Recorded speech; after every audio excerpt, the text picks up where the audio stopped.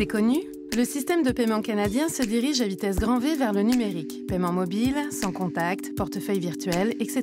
En fait, le Canada ne fait que rattraper son retard puisqu'il est à la traîne de nombreux pays en matière d'innovation des modes de paiement.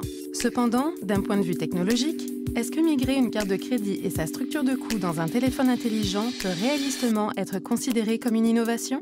Chaque année, les commerçants canadiens payent approximativement 9 milliards de dollars en frais de transaction pour l'acceptation des paiements par carte de crédit. La multiplication des modes de paiement utilisant la structure de coût des cartes de crédit ne peut qu'augmenter l'ampleur de ce détournement.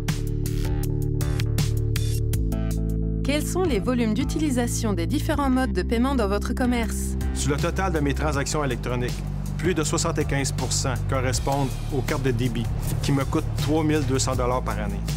Le 25 % des autres transactions, soit les cartes de crédit, me coûtent plus de 31 000 $. Comment s'est déroulée l'implantation des cartes électroniques dans le secteur alimentaire? L'alimentation est le dernier secteur à avoir accepté les cartes de paiement électroniques. On voulait alléger le travail en magasin, les montants de dépôt, les chèques NSN. Du moment qu'on l'a implanté, les frais ont commencé à augmenter, et ce, d'année en année. Croyez-vous que le paiement mobile, flash ou autre permettront d'améliorer votre situation? Lors de l'implantation des cartes de paiement électroniques, tout était gratuit. Maintenant, on doit payer pour les terminaux, la ligne électronique, même le papier. Donc, il n'y a plus rien d'avantageux. On n'arrête pas de payer. On a tout simplement inséré une carte de crédit dans un téléphone mobile. Les frais sont identiques. Je vais par contre être obligé de changer mes terminaux pour accéder à ce système-là, encore des frais.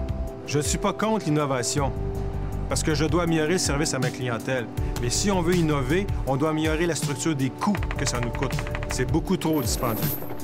Entre 2007 et 2011, les Canadiens ont augmenté leurs achats par carte de crédit de 28 milliards de dollars et les frais d'acceptation des cartes de crédit ont presque doublé, passant de 4,5 à 9 milliards de dollars. Si rien n'est fait, ces frais exorbitants risquent de finir dans la facture d'épicerie et autres produits de consommation. Il est temps de stopper l'hémorragie. Le gouvernement doit ouvrir les livres afin de mettre en place une structure de paiement moderne, concurrentielle, basée sur les coûts réels du système, et ce, autant pour le bénéfice des commerçants que des consommateurs canadiens. L'ADA réclame une analyse indépendante des coûts du système, la limitation des frais chargés aux commerçants et la mise en place de règles favorisant une réelle concurrence dans l'industrie du paiement.